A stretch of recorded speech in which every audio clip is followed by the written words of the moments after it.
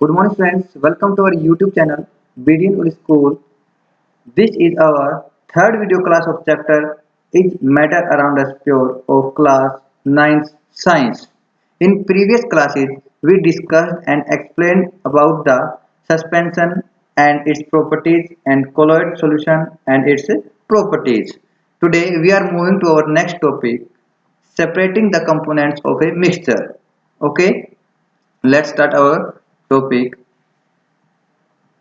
We have learned that most of the natural substances are not chemically pure कि अब हमने अब तक जो पढ़ा है जो प्राकृतिक पदार्थ हैं ठीक है वो केमिकली प्योर नहीं होते ठीक है ज्यादातर उनमें से केमिकली प्योर नहीं होते हैं different methods of separations are used to get individual components from a mixture कि जो अलग अलग तरीके अपनाए जाते हैं उन कंपोनेंट्स को ठीक है जिनसे वो मिक्सचर बना है उसको अलग करने के ठीक है कि अगर कोई मिक्सचर किसी अलग अलग कंपोनेंट से बना है उन कंपोनेंट्स को उस मिक्सचर से अलग करने की अलग अलग क्रियाएं हैं ठीक है आगे है separations makes it possible to study and use the individual components of a mixture कि जो separation से क्या होता है कि separation से हम जिस मिक्सचर का हम सेपरेशन करते हैं और सेपरेशन से हमें उस मिक्सचर के कंपोनेंट्स ठीक है अलग अलग प्राप्त होते हैं तब हम उन जो इंडिविजुअल कंपोनेंट्स हैं ठीक है जो एक एक कंपोनेंट है जिनसे मिक्सचर बना है उसके ऊपर आसानी से स्टडी कर सकते हैं ठीक है और उसका लाभ उठा सकते हैं आगे है heterogeneous mixtures can be separated into their respective constituents by simple physical methods like handpicking, chewing, filtration that we use in our day-to-day life. कि जो heterogeneous mixtures हैं ठीक है जो मैंने आपको बताया था उनको हम अलग कर सकते हैं ठीक है बाय सिंपल फिजिकल मेथड कि हम साधारण फिजिकल तरीकों से ठीक है उनसे हम उनको हम अलग कर सकते हैं ठीक है एक दूसरे से यानी कि मिक्सचर के अगर कंपोनेंट्स दो कंपोनेंट्स हैं और वो हिट्रोजीनियस मिक्सचर है तो उसको हम जो सिंपल फिजिकल मेथड्स हैं जैसे कि हैंड पिकिंग हाथ से उठाकर ठीक है शूइंग और फिल्ट्रेशन ठीक है इन विधियों के द्वारा ठीक है हम उनको अलग कर सकते हैं उनके कॉन्स्टिट्यूएंट्स को हम अलग कर सकते हैं ठीक है sometimes special techniques have to be used for separation of the components of a mixture कि कभी कभी क्या होता है कि कुछ स्पेशल तकनीक की हमें आवश्यकता होती है ठीक है कोई अगर किसी मिक्सचर के हमें अगर कंपोनेंट्स ठीक है सेपरेट करने हैं तो यहाँ पर ये बात बताई गई थी आगे है नेक्स्ट टॉपिक हमारा 2.3.1 how can we obtain coloured component bracket dye from blue black ink कि हम कलर्ड कंपोनेंट हमें कैसे प्राप्त होंगे किससे एक डाई से ठीक है जो क्या है ब्लू या फिर ब्लैक इंक की होगी आगे देखो इसके अंदर एक एक्टिविटी परफॉर्म करने को बोला गया है activity 2.4 fill half a beaker with water के एक बीकर लीजिए उसको आधा पानी से भर लीजिए देखो इसके अंदर इस फिगर के अंदर एक बीकर ले रखा है ठीक है put A watch glass on the mouth of the beaker ठीक है कि जो बीकर है उसके मुख पर आप एक वॉच ग्लास रख दीजिए देखो यहाँ पर ये वॉच ग्लास रख दिया है put few drops of ink on the watch glass की आप वॉच ग्लास के ऊपर कुछ बूंदे किसकी डाल दीजिए इंक की डाल दीजिए now start heating the beaker फिर आप क्या करो उस बीकर को हीट करना स्टार्ट कर दो we do not want to heat the ink directly कि हम सीधे तौर पर इंक को गर्म करना नहीं चाहते हीट करना नहीं चाहते देखो पहले कौन हीट होगा पहले तो वाटर हीट होगा ना ठीक है सीधा इंक पे तो कुछ ऊष्मा नहीं जा रही है ठीक है कोई हीट डायरेक्ट ट्रांसफर तो हो नहीं रही है इंक के ऊपर ठीक है तो ये बोल रहा है कि हमें की जरूरत नहीं है हम सीधा इंक को हीट नहीं करेंगे you will see that evaporation is taking place from the watch glass कि आप देखोगे फिर भी इवेपोरेशन हो रहा है ठीक है फिर भी इवेपोरेशन हो रहा है किससे वॉच ग्लास से ठीक है वॉच ग्लास के ऊपर क्या है इंक से इवेपोरेशन हो रहा है इसका मतलब उसके अंदर क्या है कुछ परसेंटेज वाटर की भी है आगे है continue heating as the evaporation goes on and stop heating when you do not see any further change on the watch glass कि लगातार आप हीट करते रहिए जब तक इवेपोरेशन यानी कि वाष्पोर्जन चलता रहेगा ठीक है जब तक उसके अंदर आप कोई चेंज ना देखने लग जाए ठीक है एक समय ऐसा आएगा कि उसके अंदर चेंज आना बदलाव आना बंद हो जाएगा तब तक आप उसको हीट करते रहिए और जब आपको लगे कि अब इसके अंदर कोई बदलाव नहीं आ रहा है तो आप उसको रोक दीजिए अब है observe carefully and record your observation कि अब आप ध्यान से देखिए और जो आपके ऑब्जर्वेशंस हैं जो आपने देखिए नोटिस की हैं उसको आप रिकॉर्ड कर लीजिए दर्ज कर लीजिए ठीक है अब क्या मिला हमें देखो नाउ आंसर्स कि आपको इन सवालों के उत्तर देने होंगे इस एक्टिविटी से। What do you think has got evaporated from the watch glass, कि आपको क्या लगता है कि वॉच ग्लास से जिसके अंदर हमने इंक रखी थी उसके अंदर से क्या एवापोरेट हो गया, क्या वाष्पोर्जन हो गया, किसका? ठीक है, वाटर का हो गया। Is there a residue on the watch glass, की यहाँ पर क्या कुछ बच गया है वॉच ग्लास के ऊपर? ठीक है, क्योंकि हम एवापोरेट कर रहे थे, वॉच ग्लास के ऊपर हमने क्या रखा था, इंक रखी थी। ठीक है, तो रेजिड्यू होता है कि जो बच जाना, ठीक है, जो बचा हुआ शेष, कि कुछ शेष रह गया है या नहीं रह गया है वॉच ग्लास के ऊपर। आगे है what is your interpretation, is ink a single substance और इज इट ए मिक्सचर, कि आप इसके बारे में क्या सोच रहे हैं कि जो इंक है, स्याही है, क्या वो खुद में एक पूरा पदार्थ है या फिर इंक बहुत सारे अलग अलग कंपोनेंट से मिलके बनी हुई, यानी कि एक मिक्सचर है। क्या आप क्या सोचते हैं कि एक सिंगल सब्सटेंस है या मिक्सचर है? ठीक है, ये एक मिक्सचर है, एक सिंगल सब्सटेंस नहीं है। ठीक है, we find that ink is a mixture of a dye in water, कि हम सोचते हैं या फिर हमने पता लगाया कि जो इंक है वो किस किस का मिक्सचर है, डाई का और पानी का, क्योंकि वाष्पोर्जन हो रहा था ना पानी का। ठीक है, लास्ट में क्या बच गया, सिर्फ डाई ही बच गई। ठीक है, तो ये एक मिक्सचर है। Thus we can separate the volatile component from its non volatile solute by the method of evaporation, कि इस तरीके से हम क्या कर सकते हैं, किसको, जो वोलेटाइल होता है, जो बदल सके अपने आप को, ठीक है, जिसके अंदर बदलाव हो सके। ठीक है, तो जो यहाँ पर वोलेटाइल क्या था, वाटर था, जो क्या होगा, इवेपोरेट हो गया। ठीक है, और इसका जो नॉन वोलेटाइल सॉल्यूट था वो क्या था, डाई था, जो क्या हुआ, इवेपोरेट नहीं हुआ, जो रेजिड्यू के रूप में, ठीक है, कहाँ पर आ गया, वॉच ग्लास के ऊपर ही रह गया। ठीक है, तो हम इवेपोरेशन मेथड से नॉन वोलेटाइल और नॉन वोलेटाइल सॉल्यूट को वोलेटाइल सॉल्वेंट से अलग कर सकते हैं। ठीक है, या फिर हम, हाँ ठीक है, ये हो गया आपका। आगे है next 2.3.2, how can we separate cream from milk, कि हम दूध से क्रीम को सेपरेट कैसे कर सकते हैं, अलग कैसे कर सकते हैं। ठीक है, nowadays we get full cream tone and double tone varieties of milk packed in polypacks और tetra packs in the market। ये क्या है कि आज के दिन हमें कैसा दूध मिल जाता है मार्केट के अंदर, बाजार के अंदर, फुल क्रीम जिसके अंदर पूरी क्रीम होती है, टोन यानी कि फिल्टर्ड, ठीक है, या फिर डबल टोन जिससे हमने थोड़ी सी ज्यादा ही क्रीम निकाल रखी है। ठीक है, या फिर क्रीम की जो उपस्थिति वो थोड़ी सी कम होती है डबल टोन के अंदर। ठीक है, तो ये ऐसे पैक्स हमें बाजार में आसानी से उपलब्ध हो सकते हैं, हो जाते हैं।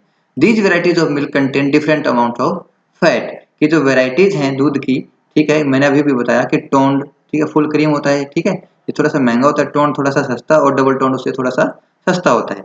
ये वेराइटीज हैं दूध की पैकेट्स की जो हमें बाजार में मिलती हैं। ठीक है, तो ये जो वेराइटीज हैं, किस्में हैं दूध की, ठीक है, इनके अंदर जो फैट की जो अमाउंट है वो अलग अलग होती है। ठीक है, फुल क्रीम में जो फैट की जो अमाउंट है थोड़ी सी ज्यादा होती है, टोन में थोड़ी सी फुल क्रीम से कम, और डबल टोन में उससे थोड़ी सी कम होती है। ठीक है, आगे है एक्टिविटी परफॉर्म करने को बोला गया है कि हम कैसे क्रीम को मिल्क से, दूध से अलग कर सकते हैं।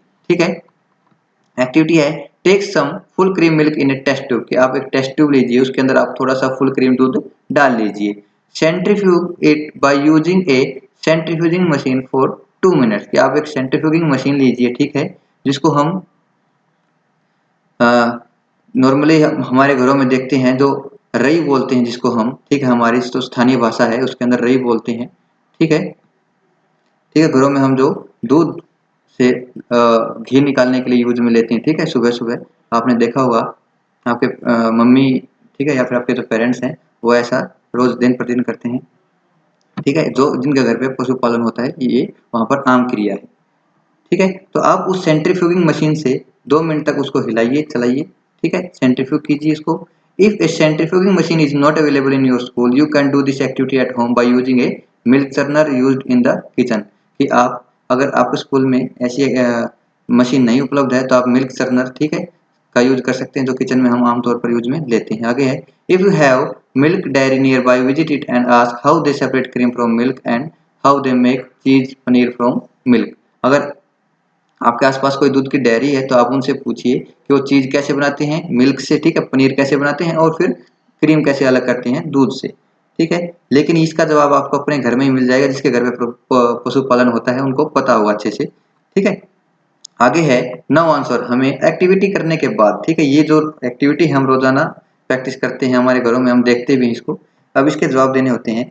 What do you observe on churning of the milk, कि जो दूध है उसकी चर्निंग के बाद आप क्या ऑब्जर्व करते हैं, आपने क्या निरीक्षण किया।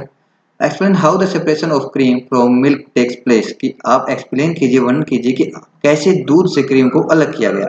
देखो, सबसे पहले तो हमें पता होना चाहिए कि जो दूध है, मिल्क है, वो कौन सा सॉल्यूशन है, एक कोलोइडल सॉल्यूशन है, ठीक है, एक हेट्रोजीनियस मिक्सचर है, ठीक है, होमोजीनियस नहीं, एक हेट्रोजीनियस मिक्सचर है, यानी कि सॉलिड इन लिक्विड है, ठीक है। Sometimes the solid particles in a liquid are very small and passes through a filter paper, कि कभी कभी क्या होता है कि जो लिक्विड के अंदर सॉलिड पार्टिकल्स होते हैं वो काफी छोटे होते हैं, ठीक है, मैंने अभी बताया कोलोइडल पार्टिकल्स, एक दूध एक कोलोइड सॉल्यूशन है, ठीक है। तो इसके जो पार्टिकल्स हैं वो छोटे हैं और ये फिल्टर पेपर से आसानी से पास कर जाते हैं। For such particles filtration technique can not be used for separation, कि इस तरीके के जो पार्टिकल्स हैं कणों के लिए हम फिल्ट्रेशन जो तकनीक है हमारी, ठीक है, छानने की विधि जिसको हम बोलते हैं, उसका उपयोग नहीं कर सकते, ठीक है। छानने की विधि के द्वारा हम क्रीम को अलग नहीं कर सकते, किससे, दूध से, मिल्क से, ठीक है। Such mixtures are separated by centrifugation, कि जो ये मिक्सचर्स हैं, ठीक है, जो ऐसा मिश्रण है वो किसके द्वारा अलग किया जाता है, सेंट्रीफ्यूगेशन विधि के द्वारा या फिर प्रोसेस के द्वारा अलग किया जा सकता है, ठीक है।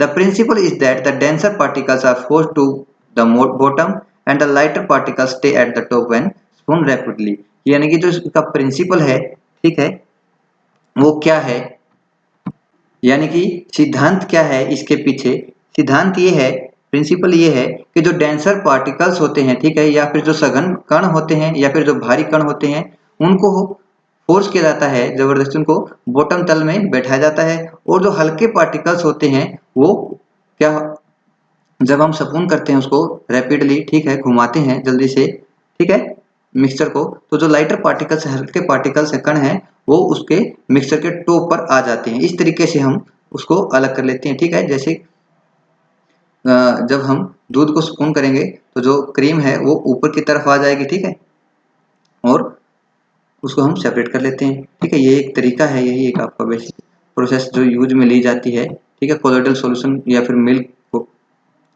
मिल्क से क्रीम दूर करने के लिए, ठीक है, या फिर अलग करने के लिए। अब जो इसकी एप्लीकेशंस हैं वो कहाँ-कहाँ पर हम इसको यूज में लेते हैं, इस प्रक्रिया को, ठीक है, इस प्रोसेस को हम कहाँ-कहाँ पर यूज में लेते हैं। Used in diagnostic laboratories for blood and urine test, कि हम इसी विधि को कहाँ-कहाँ पर यूज करते हैं, जहाँ पर अलग-अलग जो डायग्नोस्टिक लैबोरेटरीज होती है हमारी, जहाँ पर हमारे खून की और पेशाब की जाँच की जाती है, ठीक है, वहाँ पर भी इस तरह की, ठीक है, विधि का उपयोग किया जाता है। Used in dairies and home to separate butter from milk, की जो डेयरीज हैं, ठीक है, जो दूध की डेयरी हैं और जो हम घर पे इसको यूज में लेते हैं, उपयोग में लेते हैं, क्या करने के लिए, घी को क्रीम से अलग करने के लिए। Used in washing machines to squeeze out water from wet clothes, ये देखो ये काफी इंपॉर्टेंट एग्जांपल है, ठीक है, 1 मार्क्स में आपको आपसे क्वेश्चन पुट कर लेता कभी कभी एग्जामिनर, कि वॉशिंग मशीन के अंदर हम कौन सा प्रिंसिपल अपनाते हैं, या फिर वॉशिंग मशीन किस सिद्धांत पर काम करती है, ठीक है, सेंट्रीफ्यूगल फोर्स पर या फिर प्रोसेस पर ही ये जो वॉशिंग मशीन काम करती है। इसके अंदर क्या होता है कि जब हम वॉशिंग मशीन चलाते हैं, ठीक है, तो जो कपड़ों के अंदर गीला पानी होता है वो स्क्वीज हो जाता है, ठीक है, पिचक जाता है और बाहर की तरफ निकल जाता है, ठीक है। आपको इसकी एप्लीकेशंस याद होनी चाहिए, ठीक है। आगे है, how can we separate a mixture of two immiscible liquid, कि अब हम उन मिक्सचर्स को, ठीक है, या फिर ऐसे दो लिक्विड्स जो एक दूसरे के अंदर अघुलनशील है, इमिसिबल होता है अघुलनशील लिक्विड्स, ठीक है, अघुलनशील लिक्विड्स को, तरल को हम एक दूसरे के से अलग कैसे कर सकते हैं, ठीक है।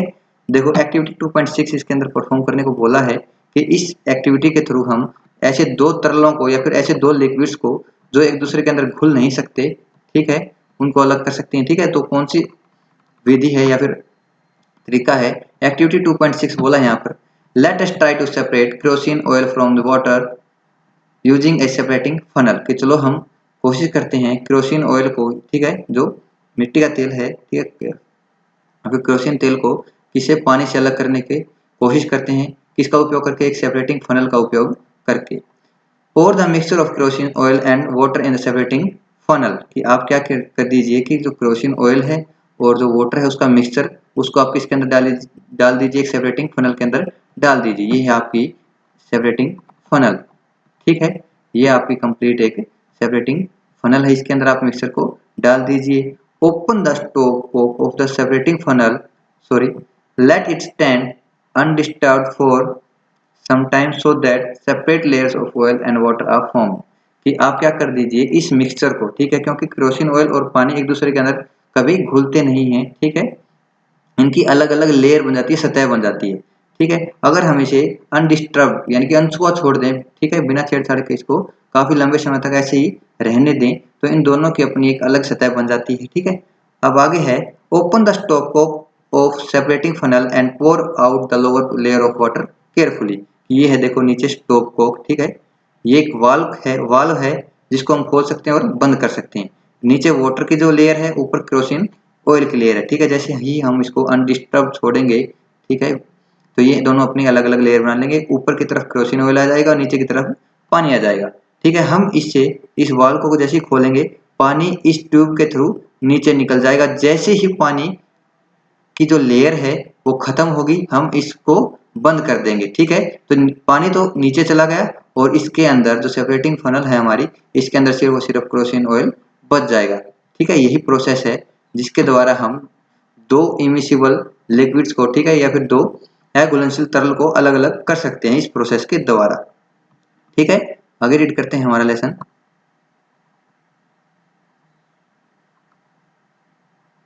अब जो इसकी एप्लीकेशंस हैं, ठीक है, इस विधि की, इस प्रोसेस की जो एप्लीकेशंस हैं हमारी, कहाँ कहाँ पर हम उपयोग में लेते हैं, ठीक है, वो कौन सी जगह है। देखो, फर्स्ट है to separate mixture of oil and water, कि अगर तेल का और पानी का कोई मिक्सचर है उसको अलग करने के लिए हम इसी विधि का उपयोग करते हैं, अभी मैंने बताया। ठीक है, in the extraction of iron from its ore, कि अगर हमें आयरन ओर से आयरन को अलग करना है, ठीक है, क्योंकि हमें पता है कि जो आयरन है, लोहा है, वो अपनी शुद्ध फॉर्म में नहीं पाया जाता। ठीक है, नेचर के अंदर, प्रकृति के अंदर उसको हमें इसके ओर से अलग करना पड़ता है। ठीक है, the lighter slag is removed from the top by this method to leave the molten iron at the bottom in the furnace. ठीक है, कि इसके अंदर क्या होता है कि जो लाइटर स्लैग होता है, हल्का जो स्लैग होता है, कचरा होता है, वो रिमूव कर दिया जाता है। कैसे? फ्रॉम द टॉप ऑफ, ठीक है, जो उसके टॉप में बच जाता है। ठीक है, जैसे इसके ऊपर टॉप में क्या बच गया था, ठीक है, ऑयल बच गया था ना। ठीक है, इस विधि में ऑयल बच गया था, ऐसे ही जो लाइटर स्लैग है, हल्का जो कचरा है, वो ऊपर की ओर बच जाता है, उसको हम इस विधि से अलग कर लेते हैं। और नीचे क्या है, जो मोल्टन आयरन है, ठीक है, फर्नेस के अंदर, भट्टी के अंदर, उसको हम ऐसे ही वाल्व से ओपन करके बाहर निकाल लेते हैं। ठीक है, ये एक तरीका है जो आयरन को इसके आयरन ओर से अलग करने के लिए अपनाया जाता है। आगे है this principle is that immiscible liquids separate out in layers depending on their densities. ये जो सिद्धांत है किस तरीके से काम करता है, क्योंकि जो लिक्विड्स होते हैं, ठीक है, जो तरल होते हैं, जो एक दूसरे के अंदर अघुलनशील होते हैं, ठीक है, वो अपनी अलग अलग लेयर बना लेते हैं, एक अलग अलग सतह बना लेते हैं। क्यों बना लेते हैं? क्योंकि उन दोनों ही लिक्विड्स की, दोनों ही तरल्स की जो डेंसिटी है, ठीक है, वो अलग अलग होती है। ठीक है, यानी कि उनके जो पार्टिकल्स के बीच का जो डिस्टेंस होता है, ठीक है, वो अलग अलग होता है। ठीक है, ऑयल्स के जो पार्टिकल्स होंगे, उनके बीच के जो उनके जो सघनता होगी वो कम होगी या फिर ज्यादा होगी। ठीक है, पानी के कंपैरिजन में, यानी कि दोनों की जो डेंसिटीज है वो अलग अलग होगी। अगर डेंसिटीज आपकी अलग अलग होती है तो वो एक दूसरे के अंदर कंप्लीट मिक्स नहीं होंगे। ठीक है, आगे है how can we separate a mixture of salt and ammonium chloride, कि अब हम जो साल्ट है यानी कि नमक है और अमोनियम क्लोराइड है, इसके मिक्सचर को कैसे अलग करेंगे। ठीक है, इसके लिए एक अलग प्रोसेस अपनाई जाती है। चलो रीड करते हैं हमारा लेसन आगे, ये topic. We have learned in chapter 1 that ammonium chloride changes directly from solid to gaseous state on heating, कि हमने चैप्टर 1 के अंदर पढ़ा था कि अमोनियम क्लोराइड, ठीक है, सब्लिमेशन प्रोसेस के दौरान हमने ये चीज पढ़ी थी। अमोनियम क्लोराइड डायरेक्ट सॉलिड से किसके अंदर चेंज चला जाता है, कौन सी स्टेट के अंदर, गैसियस स्टेट के अंदर चला जाता है। So to separate such mixtures that contains a sublimable volatile component from a non sublimable impurity, ठीक है, salt, in this case the sublimation process is used, यानी कि अगर कोई हमारे पास ऐसा सब्सटेंस, ऐसा पदार्थ है जो सब्लिमेबल वोलेटाइल है, यानी कि अगर हम सब्लिमेशन प्रोसेस के ऊपर लगाएं, ठीक है, उसके अंदर कुछ बदलाव आता है, और वो कौन से दूसरे पदार्थ के साथ रखा हुआ है, नॉन सब्लिमेबल इम्प्योरिटी के साथ रखा हुआ है, यहाँ पर साल्ट। ठीक है, साल्ट सीधा सॉलिड से गैस में चेंज नहीं होता, लेकिन अमोनियम क्लोराइड गर्म करने पर कैसा है, सीधा सॉलिड से गैस में कन्वर्ट हो जाता है। ठीक है, तो ऐसी प्रक्रिया ऐसी कंडीशंस में हम क्या करते हैं, सब्लिमेशन का उपयोग करते हैं। ठीक है, आपको पता चल गया होगा सब्लिमेशन प्रोसेस क्या है। सब्लिमेशन प्रोसेस के दौरान क्या होता है कि जो सॉलिड है वो गर्म करने पर डायरेक्ट गैस में चला जाता है। ठीक है, बीच की जो गैसीय लिक्विड अवस्था है, तरलीय अवस्था है, उसको अपनाता नहीं है। ठीक है, इसको हम सब्लिमेशन प्रोसेस बोलते हैं। Some examples of solid which sublime are ammonium chloride, camphor और नेफ्थलीन एंड एंथ्रासीन। ठीक है, ये कुछ एग्जांपल इसके उदाहरण हैं। ठीक है, कैम्फर होता है कपूर। ठीक है, कपूर आपने सुना हुआ नाम। ठीक है, ये कुछ चीजें हैं या एग्जांपल्स हैं, उदाहरण हैं, जो सीधे सॉलिड से गैसियस अवस्था में तब्दील हो जाती हैं। ठीक है, तो इनके केसेस में भी, ठीक है, हम अगर किसी नॉन सब्लिमेबल इम्प्योरिटी के साथ ये चीज रखी हुई है, जैसे कैम्फर किसी दूसरी इम्प्योरिटी के साथ रखा हो, ठीक है, या फिर जो नेफ्थलीन है या फिर जो एंथ्रासीन है, ठीक है, ये ऐसी ही किसी नॉन सब्लिमेबल इम्प्योरिटी के साथ रखे हों, तो हम सब्लिमेशन प्रोसेस के द्वारा इनको भी अलग कर सकते हैं। देखो इसके अंदर ये है separation of ammonium chloride and salt by sublimation. ये पूरा एक सेटअप तैयार करके रख रखा है कि कैसे हम अमोनियम क्लोराइड को साल्ट से अलग कर सकते हैं। देखो यहाँ पर ये आपका बीकर है। ठीक है, सबसे पहले आपको एक चाइना डिश लेनी है। चाइना डिश के अंदर आपको क्या रखना है, एक मिक्सचर रखना है, किसका, अमोनियम क्लोराइड का और साल्ट का रखना है। ठीक है, उसके बाद आपको इसको हीट करना है, इस मिक्सचर को आपको हीट करना है। ठीक है, और इसके ऊपर आपको क्या करना है, पहले तो इन्वर्टेड फनल, फनल देखो कीप होती है, ठीक है, इसको हम उल्टी करके, ठीक है, इसको उल्टा करके चाइना डिश के ऊपर रख देंगे। ठीक है, जैसे ही हम इसको गर्म करेंगे क्या होगा कि यहाँ पर वेपर्स बनने, ठीक है, जो भाप है अमोनियम क्लोराइड के ऊपर बननी शुरू हो जाएगी, और ऊपर जहाँ पर जिसका नैरो पोर्शन आता है वहां पर जाकर ये सोलिडिफाइड हो जाते हैं। जहाँ पर टेम्परेचर क्या हो जाए, नॉर्मल हो जाए, कम हो जाता है, वहां पर जाकर ये सोलिडिफाइड हो जाते हैं। ठीक है, ठोस हो जाते हैं और यहाँ पर जाकर जम जाती है। ठीक है, फिर हम नमक, क्योंकि नमक तो गर्म करने पर क्या है, तरल में गैस में परिवर्तन नहीं होता उसका, तो ठीक है, तो हम नमक यहाँ पर रह जाएगा नीचे ही, और जो अमोनियम क्लोराइड है वो गैसियस अवस्था को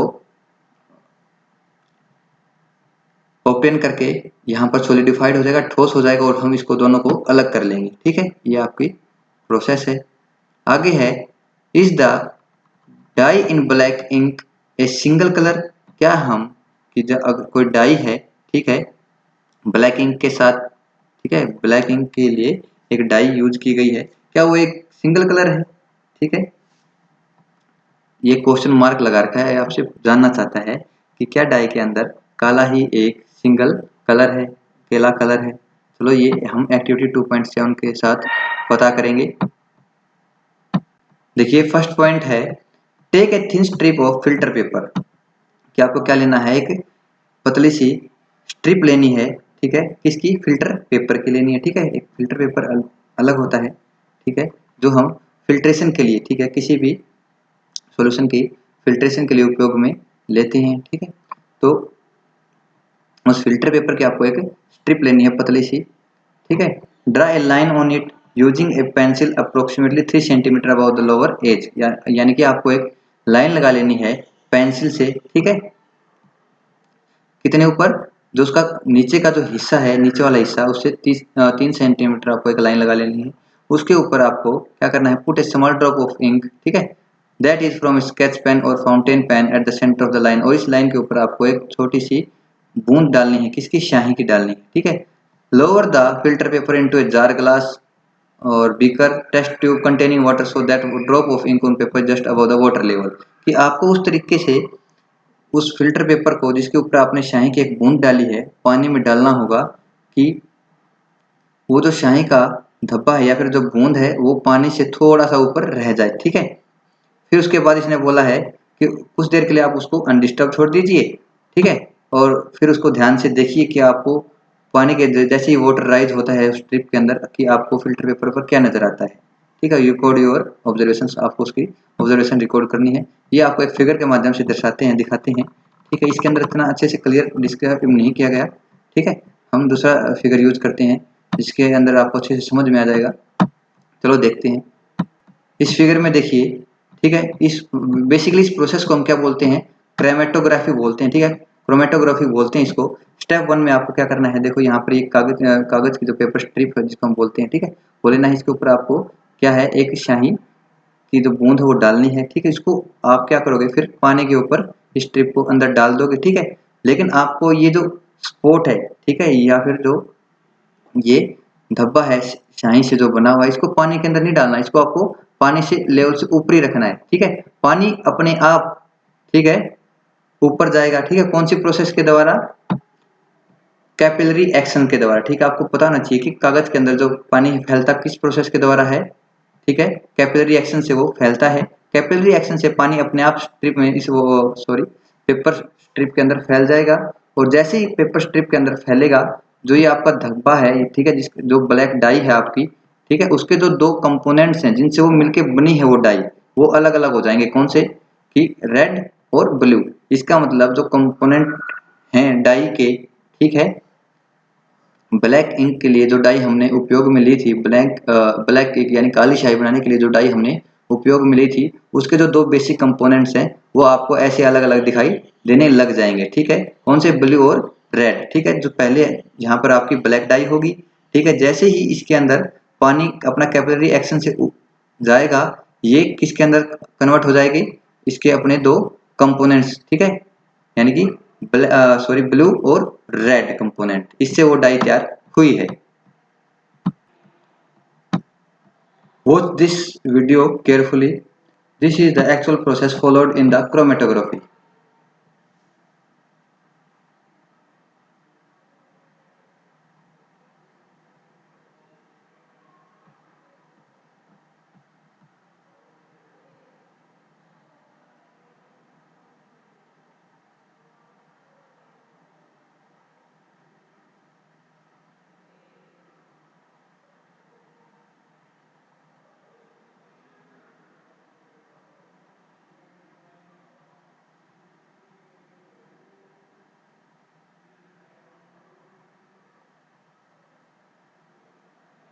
अब आप देखोगे जो डाई है, इसके तो इसके दो कंपोनेंट्स हैं रेड एंड ब्लू, उसके अंदर क्या हो गई है, डिवाइड हो गई है, ठीक है, बट गई है। आपको पता लग जाएगा कि जो ब्लैक डाई है वो दो कलर से मिलके बनी थी। ये जो प्रोसेस थी ये क्रोमेटोग्राफी थी, ठीक है। अब आपको आंसर देने होंगे कि क्या आपने ऑब्जर्व किया इस पूरी प्रक्रिया के दौरान। What do you observe on the filter paper as water rises on it, कि आपने फिल्टर पेपर पर क्या ऑब्जर्व किया, ठीक है, क्या निरीक्षण किया कि जब जैसे ही पानी का जो लेवल है वो ऊपर बढ़ रहा था। Do you obtain different colours on the filter paper strip, क्या आपको फिल्टर पेपर की जो स्ट्रिप है, पत्ती है, उसके ऊपर अलग अलग कलर नजर आए, रंग नजर आए। What according to you can be the reason for the rise of colored spot on the paper strip, कि आपके अनुसार क्या कारण हो सकता है कि जो कलर्ड स्पॉट हैं, ठीक है, यानी कि जो धब्बे हैं नीले और लाल रंग के, ठीक है, वो जो आपको नजर आए पेपर पर, उनका कारण क्या हो सकता है कि पहले तो वहां पर वो नहीं थे। देखो, the ink that we use has water as the solvent and the dye is soluble in it, कि जो हम इंक यूज करते हैं, स्याही यूज करते हैं, ठीक है, daily to day to day life के अंदर, ठीक है, तो उसमें जो हम स्याही यूज करते हैं, यूज करते हैं, उसके अंदर क्या होता है कि डाई तो एक सोल्यूट होता है, ठीक है, और सोलवेंट क्या होता है, वाटर होता है, ठीक है। डाई थोड़ी मात्रा में उपयोग में लेते हैं और हम सोलवेंट यानी कि पानी हम ज्यादा मात्रा में उपयोग में लेते हैं, ठीक है। तो इंक किससे मिलकर बनी है, पानी और डाई से। As the water rises on the filter paper it takes along with it the dye particles, कि जैसे ही जो पानी का जो लेवल है राइज होता है फिल्टर पेपर के ऊपर, ठीक है, ऊपर की तरफ जाता है, तो ये अपने साथ जो डाई के पार्टिकल्स हैं उनको भी फैला के लेके जाता है। Usually a dye is a mixture of two or more colours, की क्या होता है कि जो डाई है वो किसका मिक्सचर होता है, किसका मिश्रण होता है, दो या दो से अधिक कलर्स का, रंगों का मिश्रण होता है, ठीक है। जैसे अभी हमने देखा कि यहाँ पर जो ब्लैक डाई यूज में ली गई थी, उपयोग में ली गई थी, वो दो कलर्स का मिश्रण था, रेड और blue. The coloured component that is more soluble in water rises faster and in this way the colors get separated, यानी कि वो ऐसा कलर कंपोनेंट, ठीक है, जो पानी के अंदर ज्यादा सोल्यूबल हो, ठीक है, वो क्या होगा, जल्दी से ऊपर की तरफ जाएगा, ऊपर की तरफ फैलेगा। इस तरीके से जो कलर्स हैं जिनसे डाई बनी है वो अलग हो जाएंगे, ठीक है। इस पूरी विधि को हम क्या बोलते हैं, क्रोमेटोग्राफी बोलते हैं। आगे रीड करते हैं हमारा lesson. The process of separation of components of a mixture is known as chromatography. कि जो ये प्रोसेस, इस विधि को हम क्या बोलते हैं, जिनसे हम जो मिक्सचर के कंपोनेंट्स को अलग कर पाते हैं, इस विधि को क्रोमेटोग्राफी बोलते हैं। Chroma in Greek means colour. की क्रोमा का एक ग्रीक वर्ड है, ठीक है। ग्रीक किसको बोलते हैं, जो मिस्र के निवासी, हिंदी में मिस्र और इंग्लिश में ग्रीस, ठीक है, वहाँ के जो लैंग्वेज है ग्रीक, ठीक है, उसका एक वर्ड है क्रोमा, जिसका मीनिंग होता है कलर, ठीक है, यानी कि रंग। This technique was first used for separation of colour, so this name was given. कि सबसे पहले ये जो टेक्निक है, ये टेक्निक है क्या करने के लिए, रंगों को अलग अलग करने के लिए उपयोग में की गई थी, इसलिए इसका ये नाम दिया गया था। आगे है chromatography is the technique used for separation of those solutes that dissolve in the same solvent. की जो क्रोमेटोग्राफी है वो एक ऐसी तकनीक है जहां कहां पर यूज की जाती है, कि उन जगह पर उस जगह पर उपयोग में ली जाती है जहां पर जो सोल्यूट, ठीक है, डिजोल्व हो जाते हैं, घुल जाते हैं उसी सॉल्वेंट में, ठीक है, उसी सॉल्वेंट के अंदर ये घुल जाते हैं। With the advancement in technology, यानी कि इस टेक्नोलॉजी, इस तकनीक की उन्नत, ठीक है, जैसे जैसे इसकी उन्नति हुई, newer techniques of chromatography have been developed, ठीक है, कि जो क्रोमेटोग्राफी की और भी जो उच्च स्तरीय जो तकनीक है उसका उपयोग उसका उपयोग करने लगे हैं, हमने उसको डेवलप कर लिया है। You will study about chromatography in higher classes. क्या जैसे जैसे आप बड़ी क्लासेस में होते जाओगे, क्रोमेटोग्राफी के बारे में आप पढ़ना शुरू कर दोगे। आगे है एप्लीकेशंस, कि हम क्रोमेटोग्राफी का उपयोग कहाँ पर करते हैं, ठीक है। तो एक तो जो हमने पढ़ लिया बेसिक यहाँ पर था, कलर्स इन डाई की, डाई के अंदर कलर्स का कौन से उनको सेपरेट करने के लिए, ठीक है, पता लगाने के लिए हम एप्लीकेशन सॉरी इसको अप्लाई करते हैं, उपयोग में लेते हैं। पिगमेंट्स फ्रॉम नेचुरल कलर्स, ठीक है, कि जो नेचुरल कलर्स होते हैं, ठीक है, यानी कि जो प्राकृतिक रंग होते हैं उनके अंदर वो कौन से कलर से मिलकर बने हुए हैं, ठीक है, या फिर उनके अंदर कौन से पिगमेंट उपस्थित हैं, जैसे, ठीक है, जैसे पत्तों के अंदर होते हैं ना हरित वर्ण, ठीक है, इसको हम क्या बोलते हैं, क्लोरोफिल बोलते हैं, ठीक है। तो नेचुरल कलर्स के अंदर कौन से पिगमेंट है ये पता लगाने के लिए। ड्रग्स फ्रॉम द ब्लड, के ब्लड के अंदर ड्रग्स, ठीक है, की मात्रा कितनी है, ठीक है, उसका पता लगाने के लिए हम इसका उपयोग करते हैं। आगे है how can we separate a mixture of two miscible liquids. की अब पहले हमने क्या पढ़ा था, कि दो इमिसिबल लिक्विड्स को हम कैसे अलग करते हैं, ठीक है, यानी कि इमिसिबल यानी कि अघुलनशील लिक्विड जो एक दूसरे के अंदर नहीं घुलते, लेकिन यहाँ पर बोला गया है टू मिसिबल लिक्विड्स, यानी कि दो घुलनशील लिक्विड्स को, तरल को हम किस तरीके से अलग कर सकते हैं, ठीक है। यहाँ पर फिर से एक एक्टिविटी परफॉर्म करने को बोली गई है, ठीक है। देखते हैं ये इसका पूरा सेटअप है, ठीक है, जिसको हम डिस्टिलेशन प्रोसेस बोलते हैं, ठीक है, ये एक डिस्टिलेशन प्रोसेस है, ये आपसे पूछ लेता है एग्जामिनर, काफी इंपॉर्टेंट क्वेश्चन बनता है इसके रिगार्डिंग, ठीक है। Distillation, what is distillation process, ठीक है, तो आपको पता होना चाहिए जो डिस्टिलेशन प्रोसेस है वो क्या करने के लिए हम उपयोग में करते हैं। इसका जो मेन जो काम है, ठीक है, इसका जो मेन फंक्शन है वो है, जो दो मिसिबल लिक्विड हैं, दो घुलनशील लिक्विड्स हैं, तरल हैं, उनको अलग करने के लिए हम इसका उपयोग करते हैं, ठीक है। आगे है एक्टिविटी 2.2 और सॉरी 2.8 रीड करते हैं। Let us try to separate acetone and water from their mixture. ठीक, एसीटोन और जो वाटर है ये मिसिबल लिक्विड्स हैं, यानी कि एक दूसरे के अंदर ये घुल जाते हैं, ठीक है। इनको हम अगर लंबे समय तक अनडिस्टर्ब छोड़ते हैं, ठीक है, तो ये अपनी अलग लेयर नहीं बनाते, ठीक है, ये एक दूसरे के अंदर घुलनशील रहते हैं, ठीक है।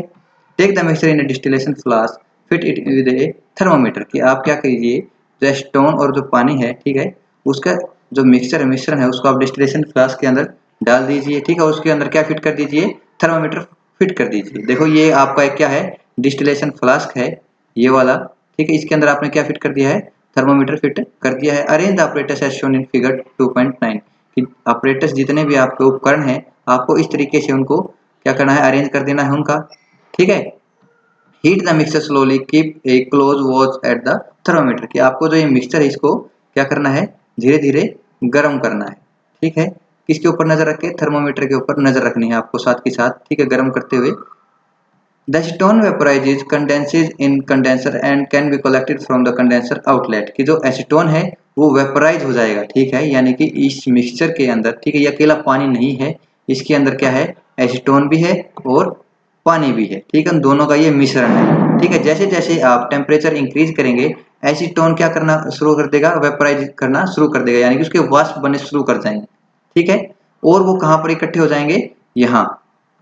जैसे जैसे वाष्प वाष्प क्या है कि भाप बनकर ऊपर की तरफ और उठते हैं और जैसे ही उसको ये आउटलेट मिलेगा, निकलने की जगह मिलेगी, वो यहाँ पर आकर कंडेंस हो जाएंगे, ठंडे हो जाएंगे और लिक्विड की फॉर्म को अटेन कर लेंगे और लिक्विड एसीटोन यहाँ पर कलेक्ट हो जाएगा, ठीक है। और यहाँ पर बच जाएगा सिर्फ वाटर, ठीक है। अब आपको बताएंगे कि अकेला एसीटोन ही क्यों वेपराइज हुआ, साथ के साथ क्यों की। देखो वाटर भी तो वेपराइज होता है ना, वाष्प तो पानी के ही बनते हैं, लेकिन पहले किसके बनेंगे, एसीटोन के बनेंगे। क्यों बनेंगे, क्योंकि जो एसीटोन का बॉइलिंग पॉइंट है वो वाटर के बॉइलिंग पॉइंट से कम होता है, ठीक है। यानी कि जो एसीटोन है वो कम टेम्परेचर पर उबल जाता है, ठीक है, और उसके वाष्प बनने शुरू कर जाते हैं। तो अगर हम इसको धीरे धीरे हीट करेंगे तो एसीटोन पहले वाष्प बनकर यहाँ पर इकट्ठा हो जाएगा और यहाँ पर क्या हो जाएगा, पानी अकेला बच जाएगा। ये आपकी क्या है, डिस्टिलेशन प्रोसेस है, ठीक है। आगे रीड करते हैं। नाउ आंसर, अब हम इस प्रक्रिया के अंदर जो हमें प्राप्त हुआ उसके जवाब देंगे, ठीक है। What do you observe as you start heating the mixture, क्या आपने ऑब्जर्व किया जब आपने मिक्सचर को हीट करना स्टार्ट किया। At what temperature does the thermometer reading become constant for some time, की जो किस तापमान पर आकर जो थर्मोमीटर है, ठीक है, उसकी जो रीडिंग थी, ठीक है, वो कांस्टेंट हो गई कुछ समय के लिए। What is the boiling point of acetone, की जो स्टोन है उसका बॉइलिंग पॉइंट कितना है। Why do the components two component separate, कि इन दोनों कंपोनेंट्स को हमने सेपरेट क्यों किया, ठीक है। This method is called distillation, की जो ये मेथड है, ये प्रक्रिया है, कौन सी है, डिस्टिलेशन प्रक्रिया है, ठीक है। It is used for separation of components of a mixture containing two miscible liquid that boil without decomposition and have sufficient difference in their boiling point। जैसा कि मैंने अभी बताया था आपको, ठीक है, कि ये विधि जो डिस्टिलेशन विधि है, ऐसे मिक्सचर्स को, ठीक है, अलग करने के लिए उपयोग में ली जाती है जो एक दूसरे के अंदर घुलनशील तो हैं, ठीक है, लेकिन हम उनको बॉईल करते हैं, जब हम उनको उबालते हैं, ठीक है, तो डिकम्पोज नहीं होते, यानी कि उनके कंपोनेंट्स वो नहीं टूटते हैं, लेकिन उन दोनों के बॉइलिंग पॉइंट्स में डिफरेंस रहता है, ठीक है, उन दोनों के बॉइलिंग पॉइंट्स में डिफरेंस रहता है। यानी कि एसीटोन और वाटर के केस में क्या था, एसीटोन का जो बॉइलिंग पॉइंट था वो वाटर के बॉइलिंग पॉइंट पे काफी कम था, यानी कि इसका मतलब पहले ही उबल जा रहा था कौन, एसीटोन, वाटर से पहले ही उबल कर उसके वाष्प बन जा रहे थे, ठीक है। तो इस तरीके से हम इसका उपयोग करते हैं। आगे है, to separate a mixture of two or more miscible liquid for which the difference in boiling point is less than 25 kelvin, ठीक है। यानी कि हम ज्यादातर उन मिक्सचर्स को अलग करते हैं या फिर उन मिसिबल लिक्विड्स के मिक्सचर को अलग करते हैं जिनके बॉइलिंग पॉइंट में, जिनके उबलने के जो पॉइंट है, ठीक है, उसमें कम से कम 25 केल्विन का फर्क हो, अंतर हो, ठीक है। आगे है, fractional distillation process is used for example for the separation of different gases from air, different fractions from petroleum products etcetera, ठीक है। कि यहाँ पर क्या है कि देखो यहाँ पर हमने सिर्फ और सिर्फ कौन सी प्रोसेस उपयोग में की थी, डिस्टिलेशन प्रोसेस, लेकिन यहाँ पर जिक्र किसका हो रहा है, फ्रैक्शनल डिस्टिलेशन का जिक्र हो रहा है, ठीक है। और फ्रैक्शनल डिस्टिलेशन, ठीक है, यहाँ पर हमने सिर्फ अभी तक कौन सा पढ़ा है, डिस्टिलेशन, आगे हम पढ़ रहे हैं फ्रैक्शनल डिस्टिलेशन। इस प्रक्रिया का उपयोग हम कहाँ पर करते हैं कि अगर हमें कि अलग अलग गैसेस, ठीक है, हवा से एक्सट्रैक्ट करनी हो, निकालनी हो, ठीक है, उनका सेपरेशन करना हो, वहां पर फ्रैक्शनल डिस्टिलेशन का उपयोग होता है, ठीक है। या फिर पेट्रोलियम प्रोडक्ट से हमने, ठीक है, क्या कि जो अलग अलग जो उसके प्रोडक्ट्स होते हैं पेट्रोलियम के, ठीक है, उनको अगर अलग करना है एक दूसरे से, वहां पर भी हम किसका उपयोग करते हैं, फ्रैक्शनल डिस्टिलेशन का प्रयोग करते हैं, ठीक है। फ्रैक्शनल डिस्टिलेशन कौन सी प्रोसेस है, उसके अंदर क्या ऑपरेटस अलग से जुड़ जाता है वो हम आपको दिखाएंगे। The apparatus is similar to that of the simple distillation, इसके अंदर भी जो ऑपरेटस है, उपकरण है, वो सेम है किसके जैसे, जिसके सिंपल डिस्टिलेशन के जैसे ही, लेकिन इसके अंदर सिर्फ एक और ऑपरेटस जुड़ जाता है जिसको हम क्या बोलते हैं, फ्रैक्शनेटिंग कॉलम, ठीक है। फ्रैक्शनेटिंग कॉलम जुड़ जाता है किस किस के बीच में, डिस्टिलेशन फ्लास्क और कंडेंसर के बीच में। देखिए आप फिगर को देखोगे, ये देखो पहले क्या था कि यहाँ पर डायरेक्ट थर्मोमीटर हमने फिट कर रखा था, ठीक है, ये आपका क्या है, फ्रैक्शनल सॉरी फ्रैक्शनेटिंग कॉलम है, जिसके अंदर क्या है, ये ग्लास के बेड्स हैं, ठीक है, ग्लास इसके अंदर हमने, शीशा हमने इसके अंदर डाल रखा है, ठीक है। किस किस के बीच, थर्मोमीटर और जो आपका डिस्टिलेशन फ्लास्क है, इसके बीच में एक नया ऑपरेटर जुड़ जाता है जिसको हम फ्रैक्शनेटिंग कॉलम बोलते हैं, ठीक है। इस पूरी प्रक्रिया को हम क्या बोलते हैं, फ्रैक्शनल डिस्टिलेशन बोलते हैं। अगर ये नहीं रहता है तो हम इसको बोलेंगे डिस्टिलेशन प्रोसेस, ठीक है। अब आगे देखो, ये जो ग्लास बेड्स हैं, ठीक है, जिसके अंदर इसके अंदर हमने जो फ्रैक्शनेटिंग कॉलम, इसके अंदर हमने ग्लास डाल रखा है, इसका क्या काम है यहाँ पे, the beads provide surface for the vapours to cool and condense rapidly. इससे क्या है कि जो इन्हें एक सरफेस मिल जाती है, सतह मिल जाती है, जो यहाँ से वाष्प बन के जाता है ना, ठीक है, वाष्प बन के जो कंपोनेंट यहाँ पर जाता है, ठीक है, इस फ्रैक्शनेटिंग कॉलम में, तो यहाँ पर वो उसको ठंडा होने के लिए, ठीक है, क्या मिल जाता है, एक सरफेस मिल जाता है, एक सतह मिल जाती है, जिससे फिर वो जल्दी से ठंडे हो जाते हैं और फिर कंडेंस हो जाते हैं, यानी कि जल्दी से वो वाटर ड्रॉपलेट्स बना लेते हैं, जैसे कि फिगर 2.10 में दर्शाया गया है। ठीक है, यहाँ पर फिर से हम इसको निकाल लेते हैं। ये एक सिंपल सी प्रोसेस थी, ठीक है, फ्रैक्शनल डिस्टिलेशन और सिंपल डिस्टिलेशन। ये आपको समझना होगा कि फ्रैक्शनल डिस्टिलेशन किस केस में उपयोग में लेते हैं और जो सिंपल डिस्टिलेशन है वो किस केस में उपयोग में लेते हैं। तो आज की जो हमारी वीडियो है काफ़ी लंबी हो गई, ठीक है। आपको अगर ये हमारी वीडियो अच्छी लगी हो तो लाइक कीजिए, शेयर कीजिए और हमारे चैनल को सब्सक्राइब कीजिए। Thank you.